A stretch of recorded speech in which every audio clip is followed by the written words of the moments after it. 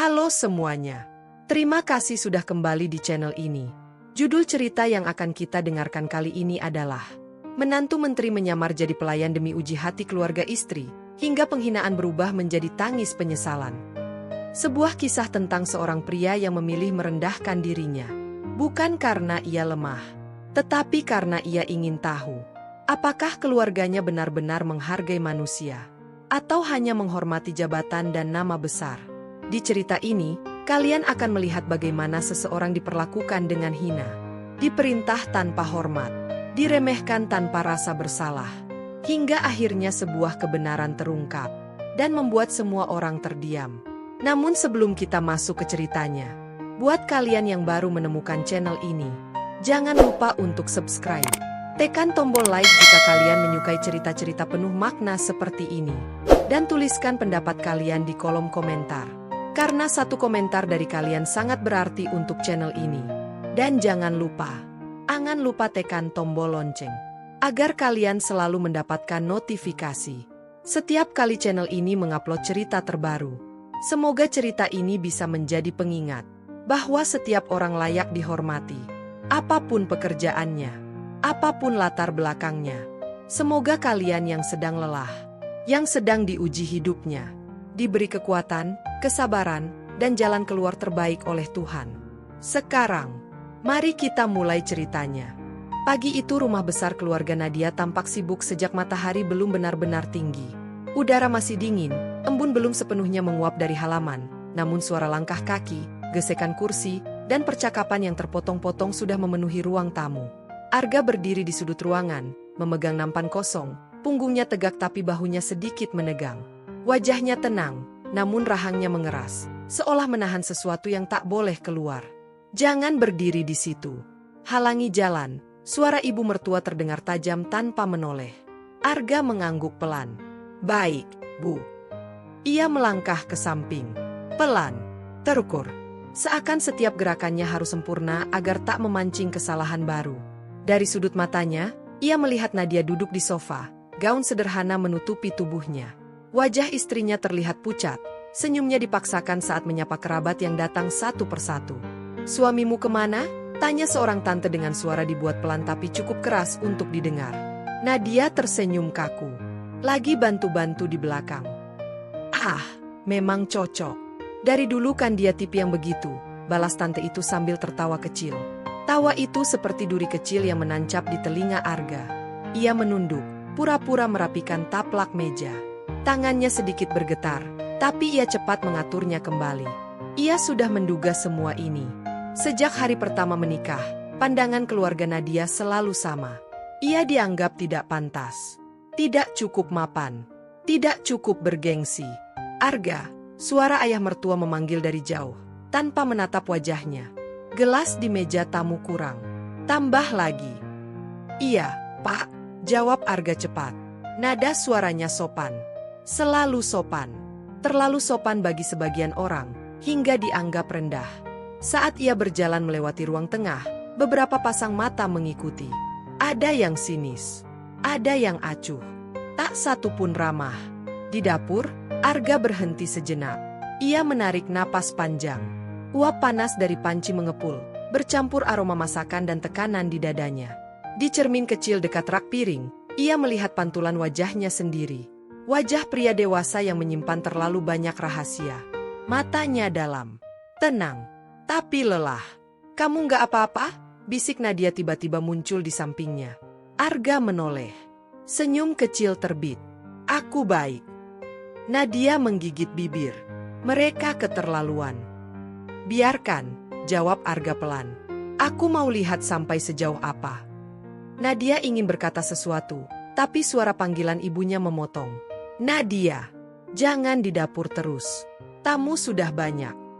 Iya, Bu, jawab Nadia, lalu menatap Arga sekali lagi, matanya penuh kekhawatiran. Saat Nadia pergi, Arga kembali sendirian. Ia mengambil gelas, menyusunnya rapi di nampan. Setiap langkahnya terasa seperti berjalan di atas kaca tipis. Sedikit saja salah, semuanya bisa pecah. Ia melangkah keluar dapur. Rumah itu megah. Lantainya mengkilap. Dindingnya penuh foto keluarga. Namun di balik kemewahan itu, Arga merasakan dingin yang aneh. Dingin yang tak berasal dari cuaca, melainkan dari cara ia dipandang. Saat ia hampir sampai di ruang tamu, ia mendengar suara ayah mertua berkata pada tamu, setengah berbisik tapi jelas. Syukurlah Nadia masih mau berbakti. Walau pilihan suaminya, ya, begitulah. Langkah Arga terhenti. Tangannya mencengkeram nampan lebih erat. Napasnya tertahan. Detik itu, ia sadar, ujian ini baru saja dimulai, dan luka yang akan ia terima mungkin jauh lebih dalam dari yang ia perkirakan. Malam turun perlahan di rumah itu, membawa hawa lembab yang membuat lampu-lampu teras memantulkan cahaya kekuningan di lantai marmer. Acara siang telah usai, tamu-tamu pulang satu persatu, meninggalkan sisa gelas kotor, kursi berantakan, dan suasana yang terasa berat. Arga masih bergerak di antara meja-meja, mengumpulkan piring tanpa suara. Setiap denting kecil dari porselen terdengar terlalu nyaring di telinganya. "Kamu belum selesai?" Suara ibu mertua terdengar dari ruang tengah, datar dan tanpa emosi. "Sedikit lagi, Bu," jawab Arga. "Jangan lama-lama. Orang capek lihatnya." Arga mengangguk. Lagi-lagi mengangguk. Ia menahan senyum tipis yang nyaris pahit. Saat ia berjalan menuju dapur, ayah mertua melintas tanpa menoleh, seolah Arga hanya bagian dari perabot rumah. Langkah kaki pria itu mantap, berwibawa. Dulu Arga pernah membayangkan berbincang dengannya sebagai seorang ayah. Kini, jarak itu terasa seperti jurang. Di dapur, Arga mencuci piring sendirian. Air mengalir deras, menimpa tangannya yang mulai memerah. Setiap gesekan sabun seperti mengikis sisa kesabarannya. Namun wajahnya tetap tenang. Terlalu tenang. "Mas," suara Nadia terdengar lirih dari ambang pintu. Arga menoleh. Nadia berdiri sambil memeluk lengannya sendiri. Rambutnya tergerai, matanya sembab. Ia melangkah masuk, menutup pintu perlahan. "Kenapa kamu masih bertahan begini?" Nadia bertanya. Suaranya bergetar. "Aku nggak tega lihat mereka memperlakukanmu seperti itu." Arga mematikan keran. Ruangan mendadak sunyi, hanya suara jam dinding berdetak pelan. Ia mengelap tangannya dengan kain, lalu menatap istrinya. "Aku perlu tahu, Nat," katanya pelan.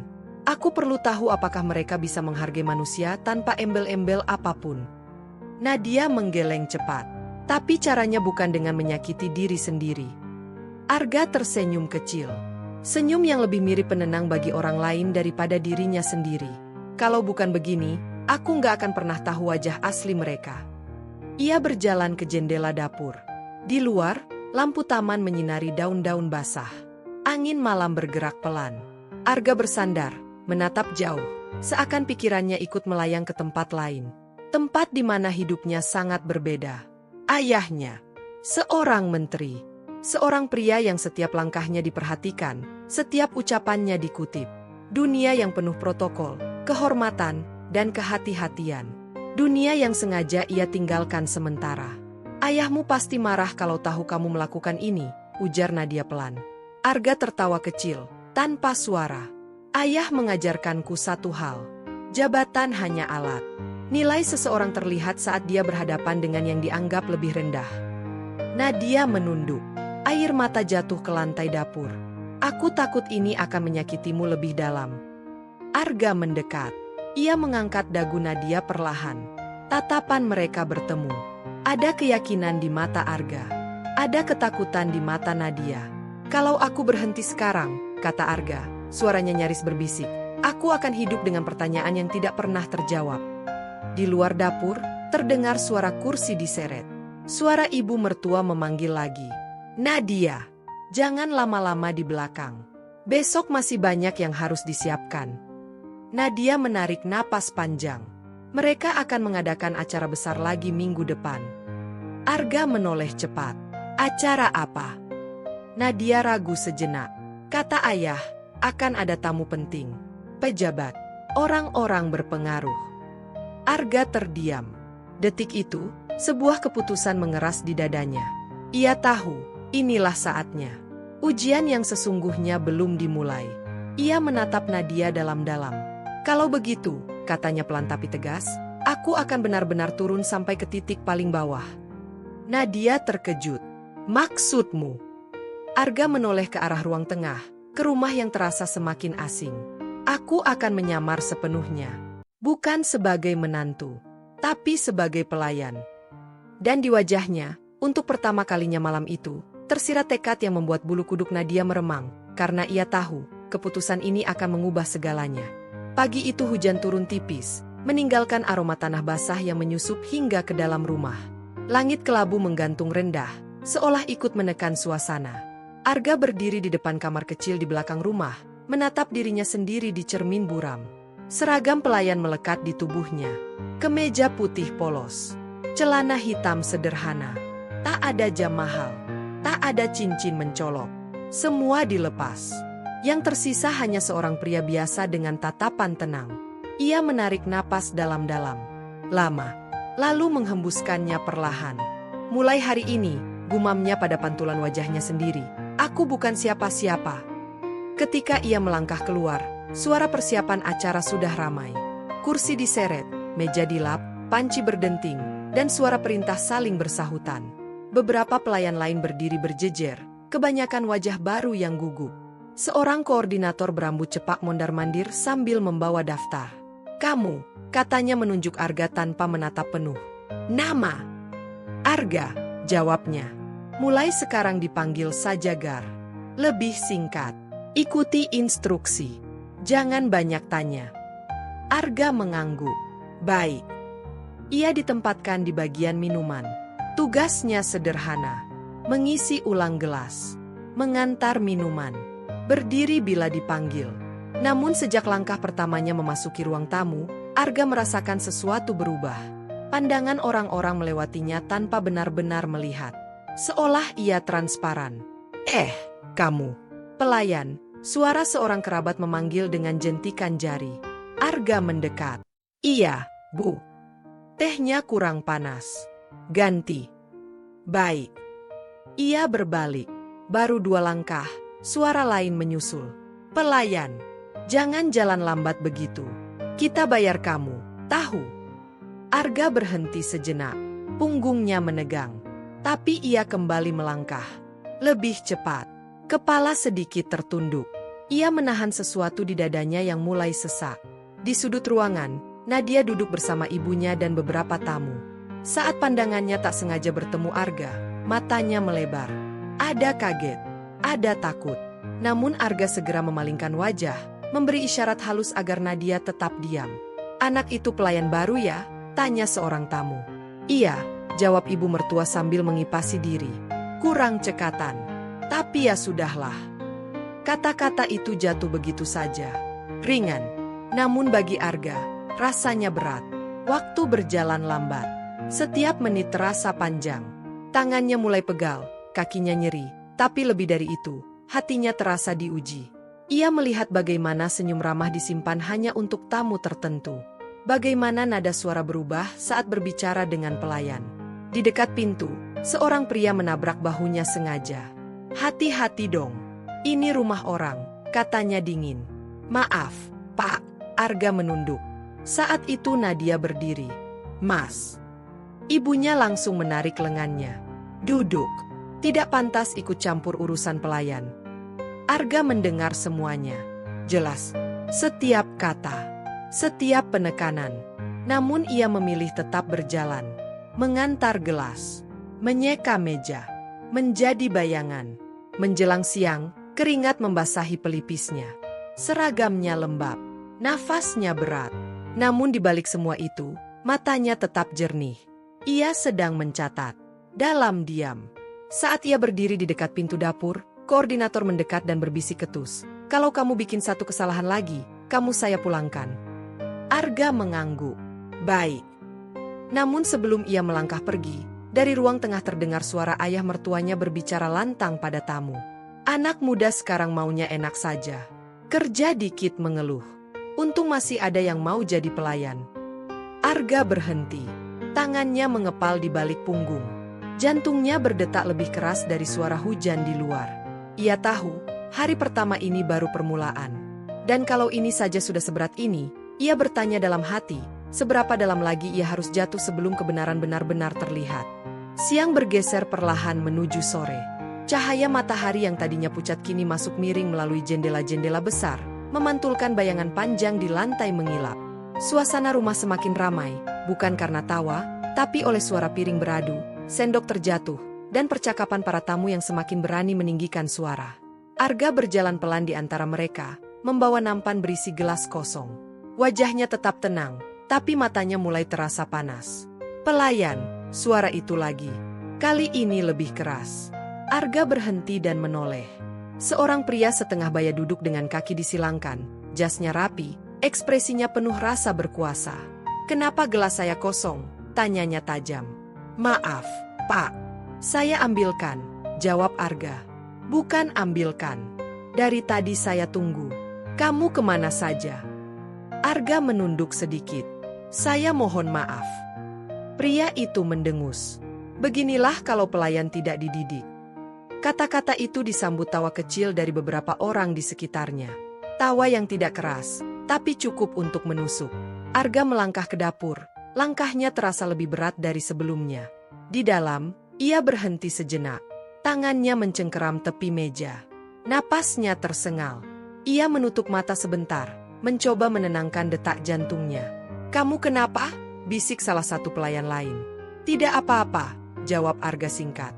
Ia mengisi ulang gelas, lalu kembali ke ruang tengah. Namun kali ini, suasana terasa berbeda. Ia melihat bagaimana ibu mertuanya berdiri di tengah ruangan, tertawa lebar saat seorang pejabat kecil datang. Nada suaranya berubah lembut, penuh pujian.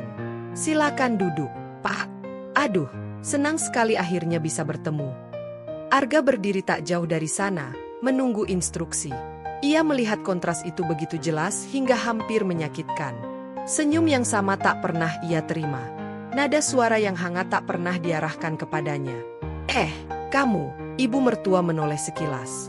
"Kenapa berdiri saja? Ambilkan kue untuk tamu." "Iya, Bu." Kata Bu itu terasa asing. Dingin, tanpa makna keluarga. Arga melangkah lagi. Saat ia membungkuk mengambil piring kue, seorang anak kecil berlari dan hampir menabraknya. Piring di tangannya goyah. Satu kue jatuh ke lantai. "Lihat itu," seru seorang kerabat. "Ceroboh sekali." Sebelum Arga sempat berjongkok membersihkan, ayah mertua sudah berdiri. Wajahnya mengeras. "Kamu ini bagaimana sih?" katanya dengan suara ditahan tapi penuh tekanan. "Ini acara penting." "Saya minta maaf, Pak. Saya akan bersihkan," ujar Arga cepat. "Tahu diri sedikit. Jangan bikin malu," lanjut ayah mertua. Nadia berdiri dari tempat duduknya. Wajahnya pucat. "Ayah, itu tidak sengaja." Ayahnya menoleh tajam. "Kamu diam. Jangan ikut campur." Nadia terdiam. Tangannya gemetar. Arga melihatnya. Melihat mata istrinya yang berkaca-kaca. Ia menggeleng pelan, seakan berkata, "Tidak apa-apa." Ia berjongkok, memungut sisa kue dengan tangan sendiri. Lantai dingin menyentuh lututnya. Suara percakapan kembali mengalir di atas kepalanya, seolah kejadian itu tak penting. Seolah dirinya tak ada. Saat ia berdiri kembali, punggungnya terasa kaku. Dadanya sesak. Tapi ia tetap melangkah. Tetap melayani. Tetap diam. Di sudut ruangan, ia mendengar seseorang berbisik, "Kasihannya." Tapi ya beginilah nasib orang kecil. Arga berhenti sesaat. Hanya sesaat. Rahangnya mengeras. Matanya menatap lurus ke depan. Ia menelan semua rasa itu dalam-dalam. Tidak membalas. Tidak membela diri. Karena di dalam hatinya, ia tahu, setiap penghinaan ini adalah catatan. Setiap tatapan rendah adalah bukti. Dan ia bertanya-tanya, sampai kapan ia mampu menahan luka yang semakin dalam, sebelum semuanya meledak pada saat yang tak pernah mereka duga. Menjelang petang, hujan kembali turun. Kali ini lebih deras. Titik-titik air menghantam atap dan jendela, menciptakan irama monoton yang menenangkan sekaligus menekan. Lampu-lampu rumah dinyalakan satu persatu, menyelimuti ruangan dengan cahaya hangat yang kontras dengan dinginnya suasana hati Arga. Ia berdiri di dekat pintu dapur, mengatur napas, saat Nadia melangkah masuk dengan langkah ragu. Wajah Nadia terlihat lelah. Senyumnya tak lagi dipaksakan, tapi matanya merah. Ia menutup pintu perlahan, seolah takut suara hujan tak cukup untuk menutupi percakapan mereka. "Kamu capek," katanya lirih. Arga menoleh. Senyum kecil muncul. Sedikit. Itu bukan sedikit, Nadia menggeleng. Mereka sudah terlalu jauh. Arga mengangkat bahu pelan. Aku masih berdiri. Nadia mendekat. Tangannya menyentuh lengan Arga. Sentuhan yang ringan, tapi penuh makna. Arga merasakannya. Kehangatan itu. Di tengah semua dingin yang ia terima hari ini, hanya itu yang terasa nyata. Aku dengar semua, kata Nadia. Setiap kata, setiap nada merendahkan. Arga menunduk. Aku juga. Nadia menghela napas panjang. Aku ingin bicara. Aku ingin teriak ke mereka kalau kamu bukan seperti yang mereka pikirkan. Arga menggeleng pelan. Belum. Nadia menatapnya, matanya mencari alasan. Sampai kapan? Arga tak langsung menjawab. Ia berjalan ke jendela dapur, menatap hujan yang semakin deras. Cahaya lampu taman memantul di genangan air, bergetar setiap kali hujan jatuh. Ia bersandar, suaranya rendah saat akhirnya berbicara. Sampai aku yakin, katanya, bahwa kalau suatu hari nanti aku berdiri dengan nama besarku, mereka tidak bisa berkata ini cuma salah paham. Nadia menelan ludah. Kamu tidak sendirian, Mas. Arga menoleh. Tatapan mereka bertemu. Ada keyakinan di mata Nadia. Bukan kagum, bukan bangga, tapi penerimaan yang utuh. Aku menikahimu karena kamu Arga, lanjut Nadia. Bukan karena siapa ayahmu. Bukan karena jabatan apapun. Arga tersenyum lebih lebar kali ini. Senyum yang jujur. Itu sebabnya aku kuat.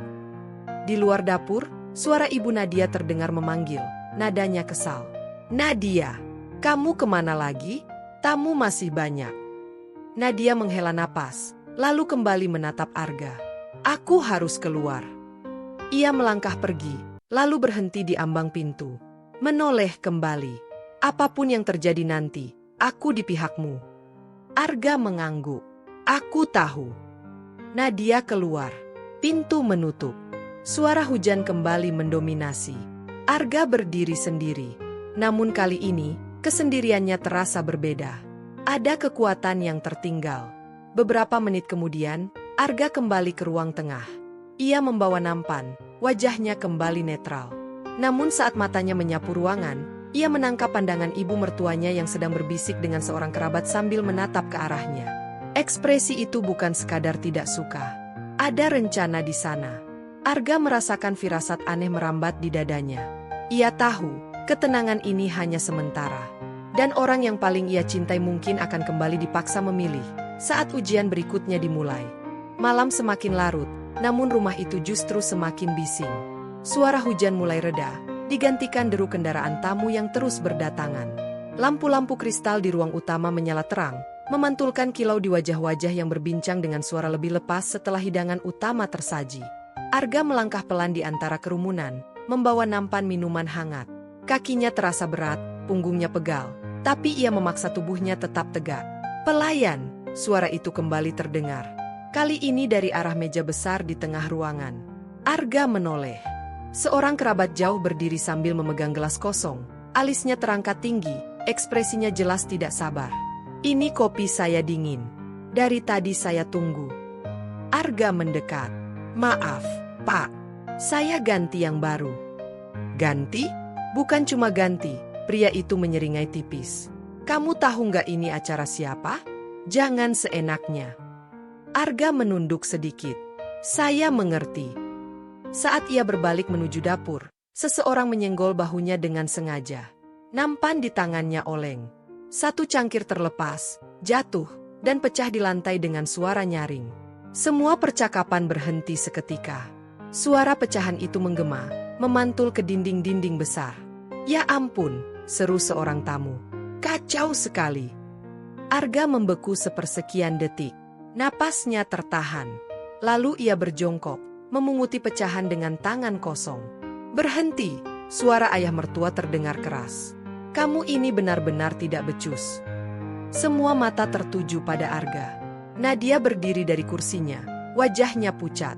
Ayah, itu kecelakaan. Ayahnya menoleh tajam. Kamu diam. Ibu mertua ikut melangkah maju. Sudah saya bilang, jangan pakai pelayan sembarangan. Lihat sekarang. Memalukan. Arga mengangkat wajahnya sedikit. Matanya bertemu mata ayah mertuanya. Ada sesuatu di sana. Bukan marah, bukan takut, tapi luka yang ditahan terlalu lama. Saya minta maaf, kata Arga pelan. Saya bersihkan. Maaf saja tidak cukup, potong salah satu kerabat. Kalau tidak mampu kerja, jangan kerja. Tawa kecil kembali terdengar. Nadia mengepalkan tangan. Suaranya bergetar saat akhirnya ia berkata, cukup, jangan begitu. Ibu Nadia menatapnya dingin. Kamu membela pelayan. Nadia menelan ludah. Dia manusia. Kata itu membuat ruangan hening sejenak. Arga tetap berjongkok, menyusun pecahan cangkir ke satu tempat.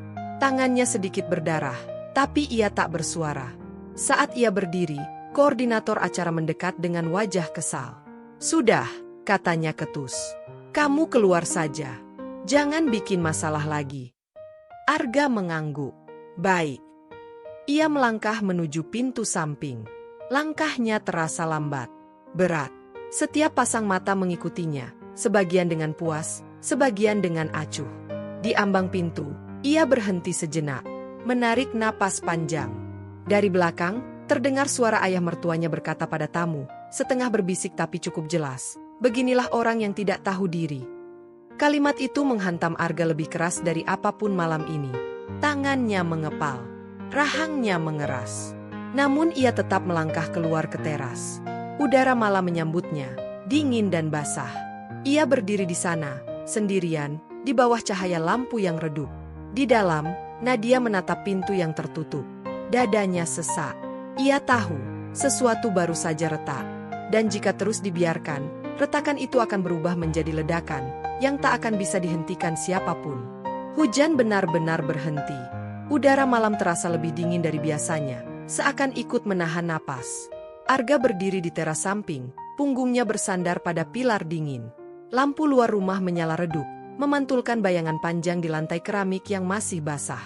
Dari dalam rumah, suara tawa dan obrolan kembali terdengar, seolah kejadian barusan tak pernah ada.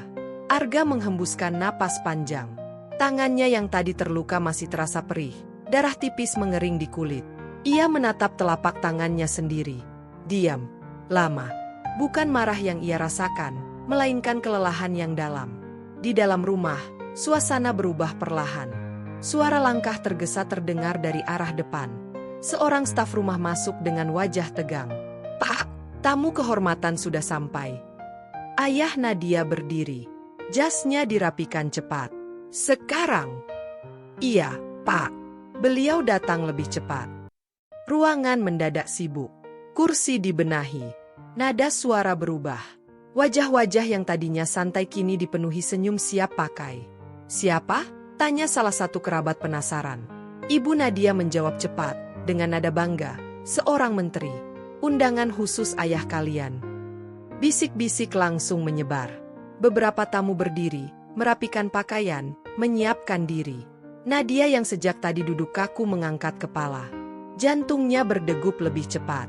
Ada firasat aneh yang tiba-tiba muncul. Pintu depan terbuka lebar. Seorang pria parubaya masuk dengan langkah tenang. Rambutnya rapi, wajahnya tegas namun hangat. Sorot matanya tajam, terbiasa mengamati. Semua orang berdiri menyambut. Selamat datang, Pak Menteri, ucap ayah Nadia dengan hormat. Pria itu tersenyum singkat. Terima kasih. Namun langkahnya terhenti. Matanya menyapu ruangan, lalu berhenti pada sesuatu di luar jendela samping. Wajahnya berubah. Senyumnya memudar. Permisi, katanya tiba-tiba. Ia berjalan mendekati jendela. Menatap keluar. Ke arah teras samping. Ke arah sosok pria berseragam pelayan yang berdiri sendiri di bawah lampu redup. Arga, gumamnya pelan. Nyaris tak terdengar. Nadia mengikuti arah pandang itu. Tubuhnya menegang. Dadanya terasa sesak. Di luar, Arga masih menunduk. Tak menyadari apa yang sedang terjadi. Ia baru mengangkat wajah saat mendengar pintu samping dibuka. Langkah kaki mendekat. Mantap. Dikenalnya terlalu baik. Arga menoleh. Wajahnya membeku. Ayah. Suara itu keluar pelan, hampir tak bersuara. Pria itu berdiri di depannya. Mata sang menteri berkaca-kaca, menatap seragam pelayan yang dikenakan putranya. "Apa yang kamu lakukan di sini?" tanyanya pelan, namun penuh tekanan. Arga menelan ludah. "Aku sedang belajar, Yah." Di dalam rumah, tawa dan obrolan berhenti. Orang-orang mulai memperhatikan arah pandang sang menteri. Ayah Nadia melangkah mendekat, bingung. "Pak Menteri, ada apa?" Sang menteri tak langsung menjawab. Ia masih menatap Arga. Lama, seolah mencoba memahami luka-luka yang tak kasat mata. "Belajar apa?" katanya lagi, suaranya bergetar. "Sampai kamu berdiri di luar, sendirian, seperti ini." Arga tak menjawab, hanya menunduk. Di ambang pintu, Nadia berdiri terpaku. Matanya basah. Ia tahu, detik ini, semua yang disembunyikan akan segera terungkap. Dan di dalam rumah yang tiba-tiba terasa terlalu sunyi, keluarga itu belum sadar bahwa tamu kehormatan yang mereka banggakan akan membawa kebenaran yang mengguncang segalanya. Suasana rumah berubah menjadi sunyi yang aneh. Sunyi yang tidak nyaman. Sunyi yang membuat setiap napas terdengar terlalu jelas. Lampu kristal masih menyala terang, tapi cahaya itu terasa dingin, seolah tak lagi memberi kehangatan. Semua mata kini tertuju ke arah teras samping, ke arah pria berseragam pelayan yang berdiri kaku di hadapan seorang menteri. Ayah Nadia melangkah mendekat dengan wajah bingung. "Pak Menteri, ada yang salah." Sang menteri tidak segera menjawab. Matanya masih tertuju pada Arga. Tajam, dalam, seolah sedang membaca seluruh cerita yang belum pernah diucapkan. Ia melangkah satu langkah lebih dekat, memperhatikan seragam yang sudah kusut, tangan yang terluka, dan wajah putranya yang tampak lebih dewasa dari terakhir kali mereka bertemu. "Kamu diperlakukan seperti ini?" tanya sang menteri pelan. Arga mengangkat kepala sedikit. Bibirnya terbuka, lalu tertutup lagi. "Aku memilih ini, Yah." "Memilih?" Suara sang menteri naik sedikit. "Atau dipaksa diam?" Beberapa tamu saling berpandangan. Bisik-bisik mulai terdengar, pelan tapi menyebar cepat. Ibu Nadia menelan ludah, tangannya gemetar saat merapikan selendang di bahunya. "Maaf, Pak Menteri," katanya mencoba tersenyum. "Mungkin ada kesalahpahaman. Dia hanya pelayan acara." Kata itu menggantung di udara. Sang menteri menoleh perlahan. Tatapannya kini mengarah pada Ibu Nadia. Tenang, tapi ada sesuatu di balik ketenangan itu. Sesuatu yang membuat dada siapapun yang ditatapnya terasa tertekan. "Pelayan?" ulangnya. Ia kembali menatap Arga. "Katakan." Arga menarik napas panjang. Dadanya naik turun. Ia melirik Nadia yang berdiri di ambang pintu. Wajahnya basah oleh air mata yang ditahan. Nadia mengangguk pelan, memberi kekuatan. "Aku menantu di rumah ini," kata Arga akhirnya. Suaranya tidak keras, tapi cukup jelas untuk memecah keheningan. "Suami Nadia." Ruangan seketika gempar. "Apa? Tidak mungkin. Dia menantu." Ayah Nadia mundur satu langkah, wajahnya memucat. "Nadia, apa maksudnya ini?" Nadia melangkah maju, suaranya bergetar tapi tegas. "Arga suamiku." Ibu Nadia terduduk di kursi terdekat. Mulutnya terbuka, namun tak ada suara yang keluar.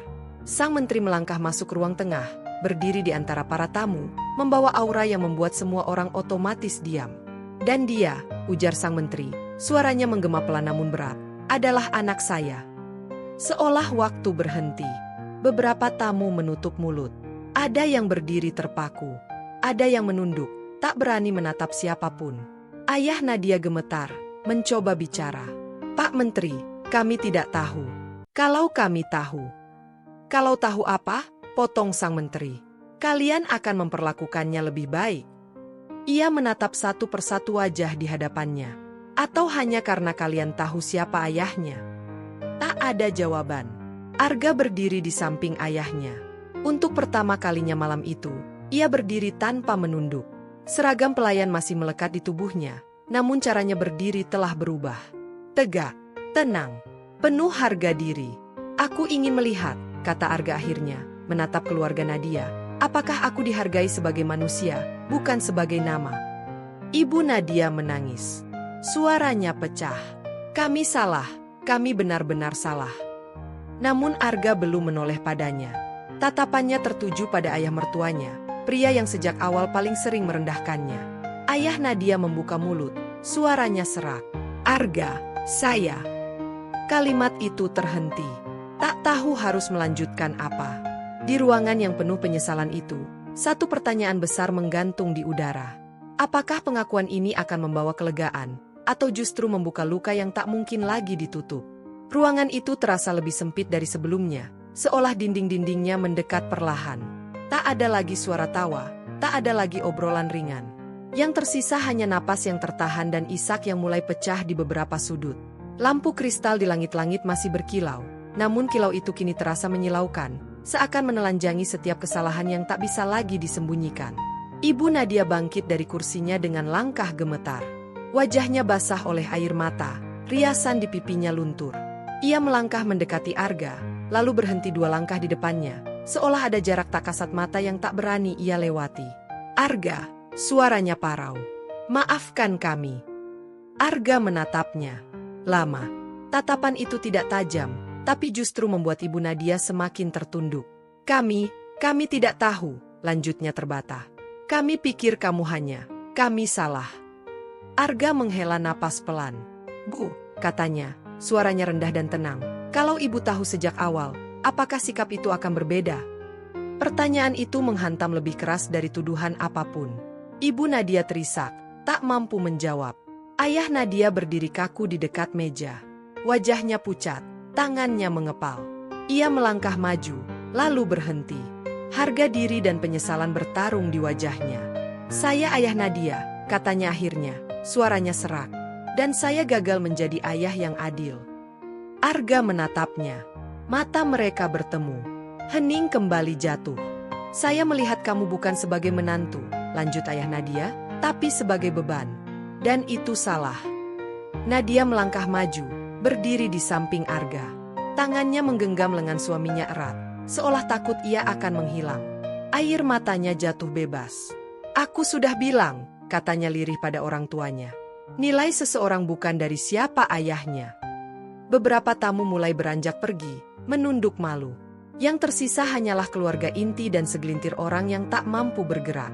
Sang menteri berdiri sedikit di belakang Arga, diam, namun kehadirannya terasa kuat. "Arga," ujar ayah Nadia lagi, kali ini lebih rendah. "Kalau kamu ingin pergi, kami tidak akan menahan." Kalimat itu menggantung di udara. Arga menunduk sejenak.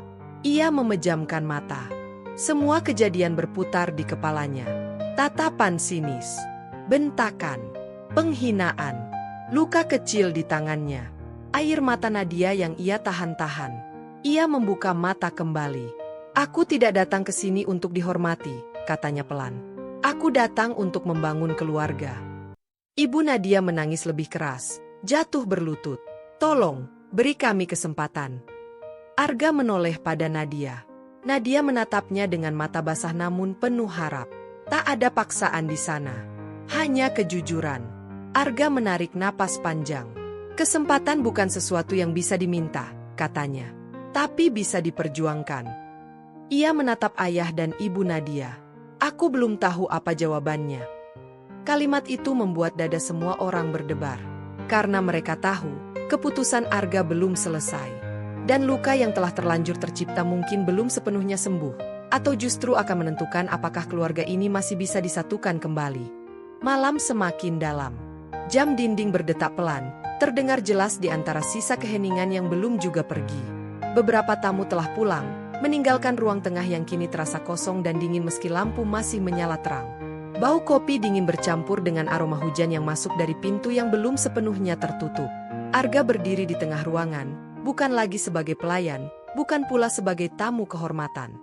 Ia berdiri sebagai dirinya sendiri. Ayah Nadia duduk perlahan di kursi utama. Bahunya yang biasanya tegap kini terlihat turun.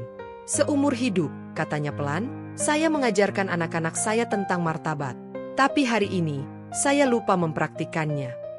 Ibu Nadia mengusap air mata dengan sapu tangan yang sudah basah. "Kami terlalu sibuk menilai orang lain," katanya lirih, "sampai lupa melihat hati." Arga mendengarkan. Tidak menyela. Tidak membalas dengan emosi. Ia hanya berdiri, tangan terlipat di depan tubuhnya, wajahnya tenang. Ketika ia akhirnya bicara, suaranya rendah namun jelas. "Harga diri tidak lahir dari jabatan," katanya. Ia lahir dari cara kita memperlakukan orang yang kita anggap tidak penting. Nadia berdiri di sampingnya. Ia merasakan genggaman tangan Arga menguat. Hangat. Pasti.